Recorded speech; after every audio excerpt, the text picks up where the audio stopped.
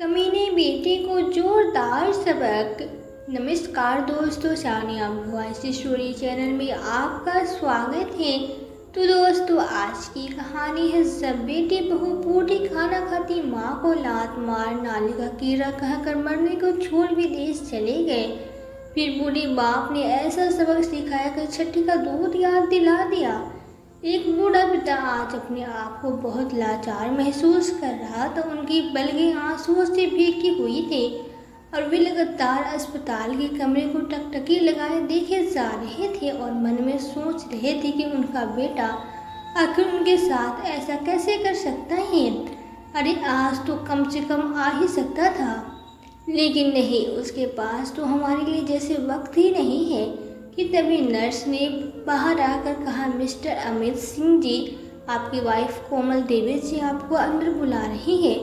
अमित जी अंदर आए तो कोमल देवी जी, जिनके मुंह पर ऑक्सीजन का मास्क लगा हुआ था, वो ऑक्सीजन मास्क हटाते हुए बोली, क्या हुआ जी, आज भी आकाश नहीं आया? आपने उसे बताया नहीं कि मैं उसे कितना याद कर रही हूँ? अमित जी झूठी मुस्कान लिए बोले, भाग्यवान हद करती हुए, ऐसा कैसे हो सकता है कि तुम्हारा बेटा तुम्हें देखना ना आए? दरअसल जब वो आया था तो तुम सो रही थी, वो तुम्हें उठाने लगा तो मैंने उसे मना कर दिया। अब वो जब दोबारा आएगा तब मिल लेना। वो अपने ऑफिस से पूरे 4 दिन की छुट्टी लेकर आया है सिर्फ तुम्हारे लिए, फिर मिल लेना। कोमल देवी जी थोड़ी नाराजगी जताते हुए बोली, आपने भी हद कर दी है। अगर जाग जाती तो क्या हो जाता, कौन सा पहाड़ टूट जाते। अरे मैं तो वैसे भी पूरा दिन पड़ी रहती हूँ, यहाँ परे परे मन भी नहीं लगता। अब आप यह बताइए कि हम घर वापस कब चल रहे हैं? डॉक्टर से कुछ बात हुई? आप यह सुनकर अमीर जी कुछ देर के लिए खामोश हो गई। फिर कोमल जी से बोली, अरे हाँ, क्यों परेशान होती हो, डॉक्टर से मेरी बात हो गई है, जल्दी तुम्हें डिस्चार्ज कर दिया जाएगा, परेशान मत हो। कोमल जी को डांस बांधती हुई अमीर से बाहर निकले और बाहर आकर फिर से उन्हीं बेंचों पर बैठकर सोचने लगे। अनेकों परेशानियां और जिंदगी की जद्दोजहद के बारे में सोचते हुए अपनी अतीत की यादों में खो गए। दरअसल कभी अमीर सिंह जी अपने गांव के जाने माने रहस्यों में से एक थे, और होते भी क्यों न उनके पिता गांव के बड़े इज्जतदार और सम्मानजनक व्यक्ति थे। गांव के सभी लोग उनका बड़ा सम्मान करते थे। जब से अमीर जी की नौकरी सरकारी में लगी थी, तब से तो उनके गांव में उनके पिता की इज्जत और पहले से भी कई गुना बढ़ गई थी।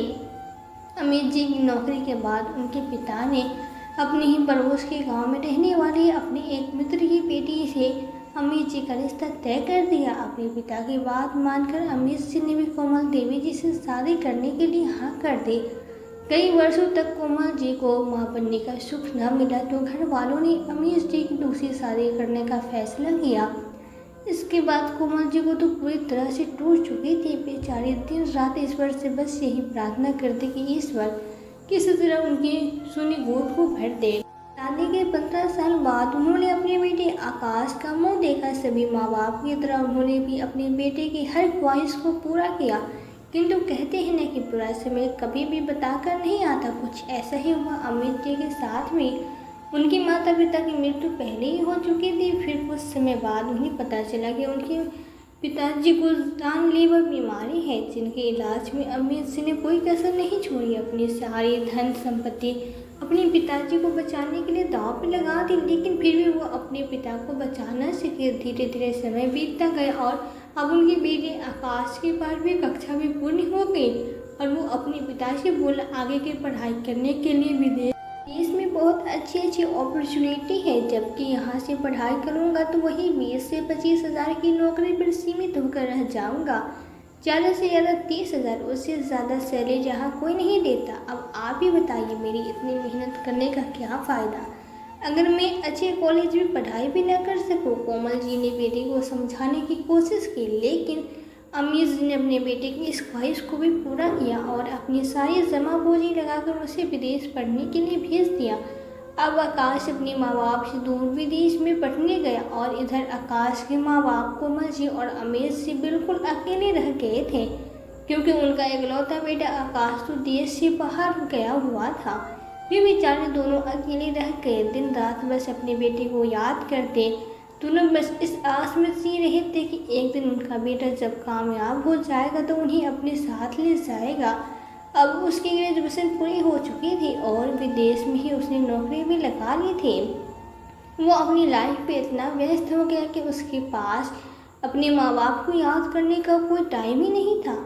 वो तो अमीर से की सरकारी नौकरी थी, सो दोनों पति पत्नी अपनी पेंशन के सहारे अपना समय काट रहे थे। एक दिन उनके बेटे ने उन्हें फ़ोन करके बताया कि वो अपने माता पिता से मिलने आ रहे हैं। दोनों बहुत खुश हुए और हो भी क्यों ना, बरसों बाद उनका बेटा उनके पास वापस आ रहा था। अगले सुबह आकाश अपने घर पहुंचा और औपचारिकता के लिए उसने अपने माँ बाप के पैर छूते हुए उन्हें प्रणाम किया और साथ ही उसने उन्हें एक लड़के से मिलवाया जो कि कुछ ज़्यादा ही मॉडल थी। कोमल जी और अमीर जी थोड़ा क्योंकि फिर वो दोनों बिल्कुल सामान्य व्यवहार करते हुए बोले, आओ बेटा अंदर आओ, बड़े दिनों बाद हमारा बेटा अपने घर वापस आया है। और बेटा अपने अपने कमरे में जाकर आराम करो। अमीर जी और कोमल जी दोनों अपने घर के छोटे से बगीचे में बैठकर बातें कर रहे थे।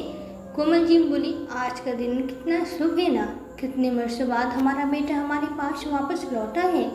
अमित जी अपनी बेटी के आने से खुश तो थे लेकिन वे मन ही मन कुछ सोच रहे थे और वो बोले, कोमल तुम्हें शायद याद नहीं, तुम्हारा बेटा आखिरी बार जब आया था तब भी मेरे रिटायरमेंट की पार्टी में और तब भी हम इसी तरह खुश हो रहे थे, लेकिन वास्तव में जो हमारी खुशियों में शामिल होनी नहीं बल्कि मेरे रिटायरमेंट के पैसे जो मुझे उस वक्त मिले थे उन्हें हड़पने के लिए आया था और जब उसे वो पैसे मिल गए तो वो अगले ही दिन चला गया था। आप भी कैसी बातें करते हैं, हमारा जो भी कुछ है वो सब कुछ आकाश का ही तो है, आज नहीं तो कल हम वैसे भी उसी को दे देना है। तुम समझ नहीं रही हो, यह बात सही है कि हमारे मरने के बाद सब कुछ उसी का है, लेकिन हमारे जीते जो इंसान हमारे जीवन को मौत से भी बदतर बना सकता है उसके शायद तुम्हें उम्मीद नहीं है। आज के समय में पैसा बहुत मायने रखता है और जिन लोगों के लिए रिश्ते मायने रखते हैं वो लोग कुछ अलग होते हैं। हमारा बेटा वैसे नहीं है, आप खामखा ज़्यादा सोच रहे हैं, कुछ ऐसा नहीं है। आकाश बहुत अच्छा है और वैसे हमसे बहुत प्यार करता है। आप इन सब बातों को दिमाग से निकाल दीजिए और अंदर चलिए। अंदर जाकर सभी लोग अपने अपने कमरे में चले गए। आकाश भी अपने कमरे में आराम करने गया और कोमल जी ने उस लड़के को मेहमान भले कमरे में आराम करने के लिए कहा, क्योंकि आज इतने समय बाद उनका बेटा वापस आया था इसलिए वो बहुत खुश थे और उन्होंने अपनी बेटी के पसंद के सभी व्यंजन बनाए और अपने बेटे को खाने के लिए बुलवाया। आकाश खाना खाने के लिए आया और खाना खाने के बाद उसने अमीर जी से कहा, पापा मुझे आपसे कुछ ज़रूरी बात करनी है। अमीर जी खाना खाते खाते गर्दन हिलाकर बोले, आओ बताओ बेटा क्या बात करनी है। आकाश बोले, पापा मैंने आज आपको मीरा से मिलवाया, दरअसल ये मेरे कलीग हैं, मेरे ऑफिस में मेरे ही साथ काम करते हैं और दरअसल बात यह है कि पापा हम दोनों शादी करना चाहते हैं और इसके लिए मैं चाहता हूँ कि हम बहुत ही साधारण तरीके से शादी का काम निपटा लें, फिर 3 दिन बाद ही हमें वापस भी जाना है। मैंने रजिस्ट्रार ऑफिस में पहले ही अप्लाई कर दिया था। अमीर जी चौंक गए थे लेकिन यह सुनकर कि आकाश ने पहले रजिस्ट्रार ऑफिस में अप्लाई कर दिया है उन्हें जैसे खुद पे यकीन ही नहीं हुआ। वो आकाश की बात को दोहराते हुए बोले, क्या कहा तुमने, रजिस्ट्रार ऑफिस में अप्लाई कर दिया है?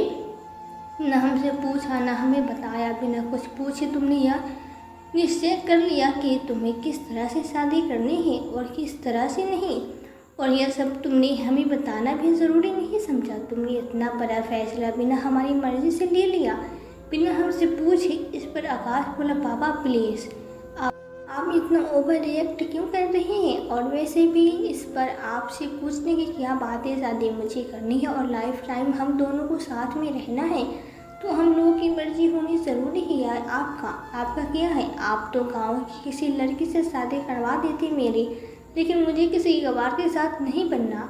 मुझे मेरे स्टैंडर्ड की लड़की चाहिए थी जो कि मुझे मिल चुकी है। कोमल जी थोड़ी देर चबाते हुए बोली, आकाश शायद तू भूल रहा है कि तू अपने पापा से बात कर रहा है। हमने तुझे विदेश पढ़ने के लिए भेजा था, इसलिए नहीं कि तू अपनी सारी तमीज़ भूल जाए।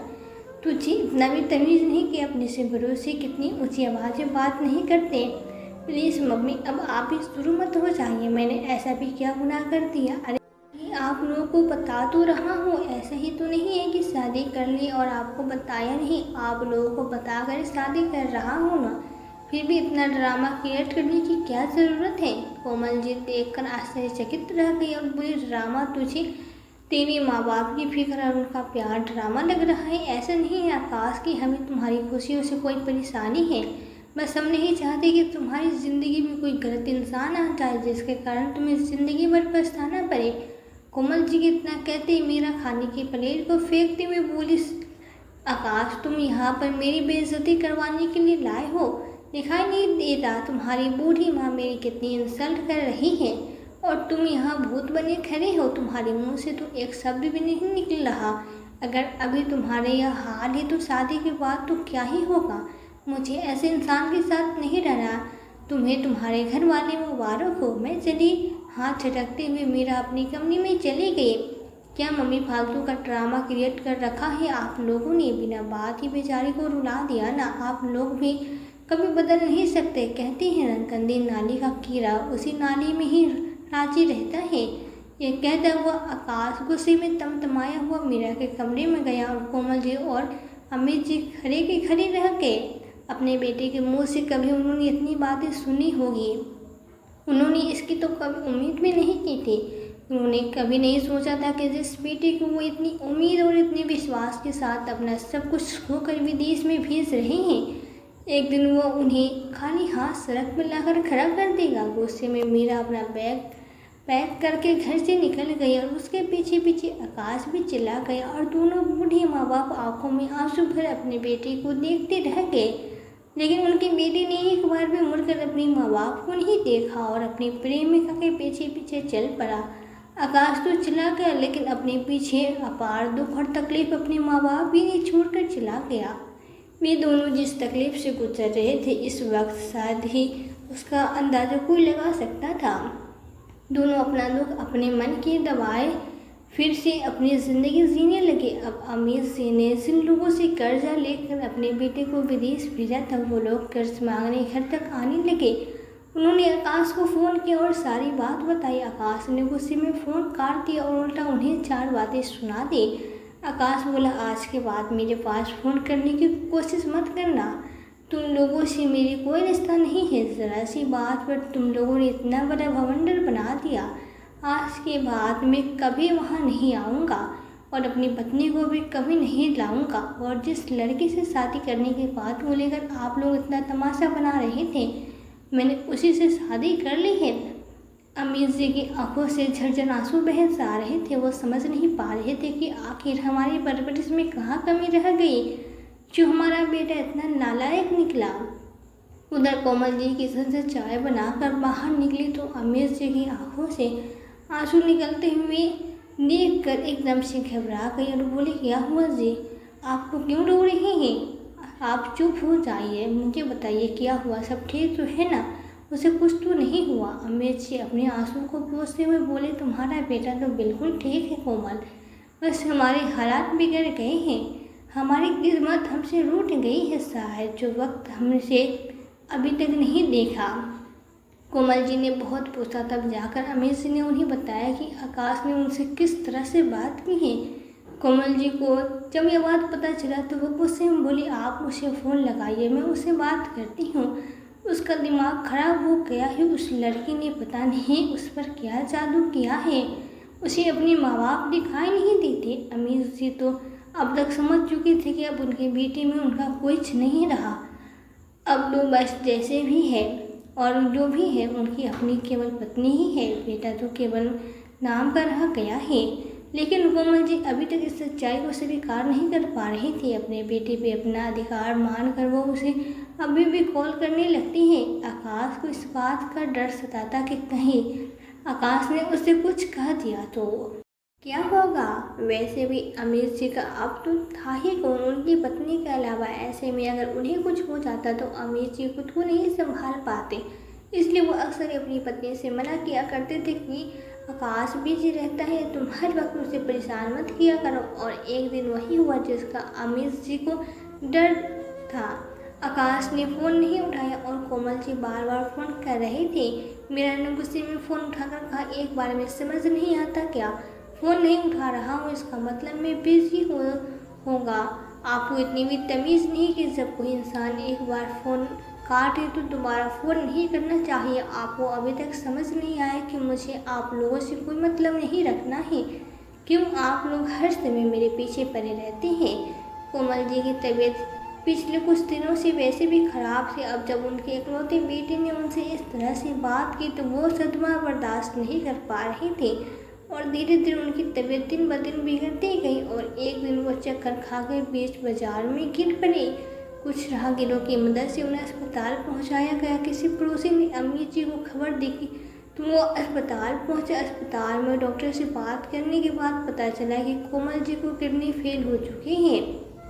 उन्हें यदि कोई डोनर मिल जाता है तब वो अपना बाकी का जीवन जी सकेगी, अन्यथा वो कुछ कहा नहीं जा सकता कि उनके पास कितना समय है। ज़्यादा से ज़्यादा 1 या 2 महीने का समय उनके पास है। डॉक्टर ने जब अमीर जी को यह बताया तो उस समय उनके हाथ पैर बिल्कुल ठंडे पड़ गए थे। वो समझ नहीं पा रहे थे कि अपनी जीवन संगिनी को वो कैसे बचाए, क्योंकि उन्होंने अपना सब कुछ पहले अपने बेटे के ऊपर निछावर कर दिया था। अब जब बचा कुछ एक ही घर था। इन सब सोच विचार में डूबे हुए अमीर जी को जब नर्स ने बुलाया और वो अंदर गए तो कोमल जी के पूछने में वो सच नहीं बोल पाए कि तुम्हारा बेटा आज 2 दिन बाद भी तुम्हें देखने नहीं आया। उन्होंने कोमल जी की तबीयत न बिगड़ जाए इस डर के कारण झूठ कह दिया कि तुम्हारा बेटा आया था, लेकिन वो जब आया था तब तुम सो रही थी। बाहर निकल कर बैठी हुई अमीर जी गहरी सोच में डूबे हुए थे कि जब कल कोमल जी मुझे पूछेंगे कि उसका बेटा क्यों नहीं आया तो मैं उसे क्या जवाब दूंगा। साथ ही साथ उन्हें इस बात की भी चिंता थी कि वो कोमल जी को इलाज कैसे कराएंगे, क्योंकि उनके पास तो इतने पैसे भी नहीं थे। इसके अलावा वो दाता कहाँ से ढूंढेंगे जो कोमल जी को अपनी किडनी दे सके, क्योंकि उनका बेटा तो यह सब करने से रहा नहीं। पेंशन के पैसों से जैसे तैसे वो अपने दोनों घर चला रहे थे। बची हुई कुछ ही रकम जो उन्होंने जमा की थी वो तो कोमल जी के इलाज के लिए लग गए। जो पैसे चाहिए थे उसमें खर्च थे। जैसे इस सागर में 1 लोटा पानी भरने से कोई फर्क नहीं पड़ता, वैसे ही उन पैसों का उस रकम पे कोई फर्क नहीं पड़ता जो कि कोमल जी को बचाने के लिए चाहिए थे।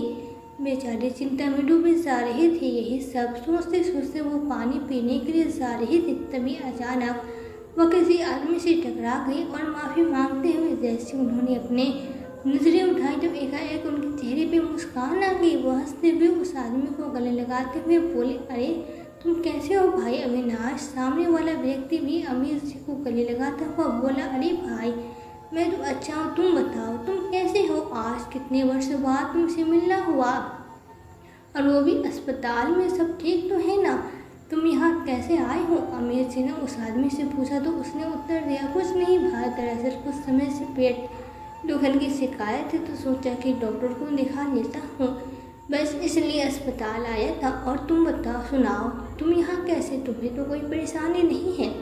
अमीर जी बोली, अरे नहीं यार मैं तो ठीक हूँ, बस तुम्हारी भाभी यहाँ एडमिट है तो मैं भी उन्हीं के साथ यहाँ रह रहा हूँ। अविनाश जी बोले, क्या हुआ भाभी जी को, सब ठीक तो है ना, कोई परेशानी वाली बात तो नहीं है। अमीर जी वैसे भी बहुत ज़्यादा परेशान थे।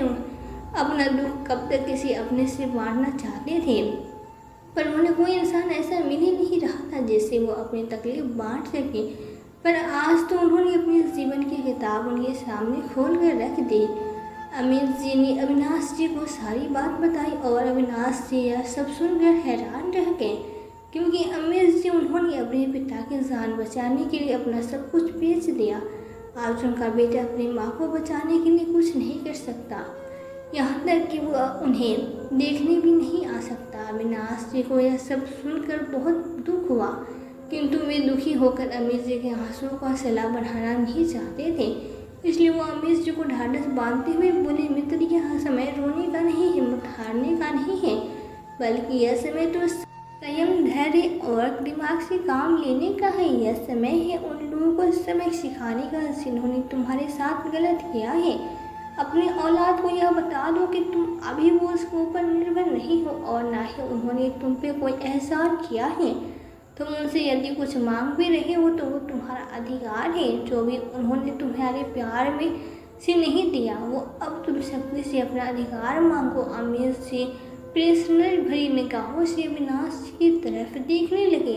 तब अविनाश जी बोले, मित्र तुम्हें खुद को थोड़ा सा कठोर बनाना होगा, तभी तुम अपनी औलाद को सबक सिखा सकते हो। अविनाश जी ने अमीर जी को जैसे तैसे बताया। अमीर जी ने भी बिल्कुल वैसा किया। उन्होंने अगले ही दिन अपने बेटे पे केस दर्ज कर दिया। धोखाधड़ी का केस उन्होंने अपनी बेटी पे लगाया और उससे अपने रिटायरमेंट के वक्त मिली हुई रकम की वापसी करने की मांग की। विदेश में रह रहे आकाश को जब नोटिस पहुंचा तो वह अगले ही दिन इंडिया पहुंचा। भारत पहुंचते वो अपने पिता से मिलने उसके घर पहुंचा, जहां से उन्होंने आकाश को यह कहकर भगा दिया कि आगे बात तुमसे मैं लॉयर करेगा और अगर तुम वो पैसे देने के लिए तैयार हो तो मैं यह केस वापस लेने के लिए भी तैयार हूँ। इस पर आकाश बोला, वो पैसे मेरे पास नहीं हैं, वो पैसे कब खर्च हो चुके हैं और कैसे बाप हैं आपको इतनी भी शर्म नहीं कि अपने बेटे पे भला कौन केस करता है।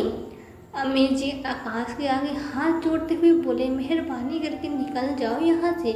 मैं नहीं चाहता कि अपने दरवाजे पे आए हुए किसी मेहमान को धक्के देकर निकालो और यह सब बातें तुम मेरे सामने ना ही करो तो अच्छा होगा। कहते हुए उन्होंने आकाश के मुंह पे दरवाज़ा बंद कर दिया। अगले दिन यह बात पूरे शहर में आग की तरफ फैल गई। एक बूढ़े पिता ने अपनी ही बेटी पे केस कर दिया, जिसका कारण उनके बेटे द्वारा की गई धोखाधड़ी, जिसने धोखे से अपने पिता के सारे पैसे हथिया लिए। और जब मुसीबत के समय उनका साथ देने की बारी आई तो अपने हाथ छाड़कर अलग हो गया। आकाश को अपनी बदनामी होता देख बहुत बुरा लग रहा था। वो कोर्ट पहुंचा और वहां जाकर उसने एक लॉयर से बात की। अविनाश जी ने लोकल न्यूज़ रिपोर्ट की मदद से इस बात को आसपास के सभी शहरों में पहुंचा दिया। सभी न्यूज़पेपर में ब्रेकिंग न्यूज़ या हेडलाइन के तौर पे यह खबर थी कि कैसे एक बेटे ने अपने बाप के साथ धोखा किया और माँ को अंत समय पर भी देखने तक नहीं सोचा, यहाँ तक कि उन्हें मरते हुए छोड़ में विदेश में ऐश कर रहा है। आकाश अपनी पत्नी और अपने बच्चों को लेकर आया था। क्योंकि आकाश भारतीय था, वो हिंदी भाषा बोलता था तो उसकी पत्नी और उसके बच्चे को भी हिंदी आती थी। आकाश का 5 साल का बेटा होटल में घूम रहा था, तब वो रूम सर्विस का एक आदमी चाय लेकर आया। तब उसने न्यूज़पेपर में अपने पापा की फ़ोटो देखी, जिसे देखकर पहले तो डर गया। फिर उसने चाय देने वाले जो आया था उस व्यक्ति से पूछा तो उस स्टाफ के आदमी ने बताया कि यह आदमी जिसकी फुटेज अखबार में है वो बहुत बड़ा धोखेबाज है, बहुत ही नालायक इंसान है, यह इतना गंदा इंसान है।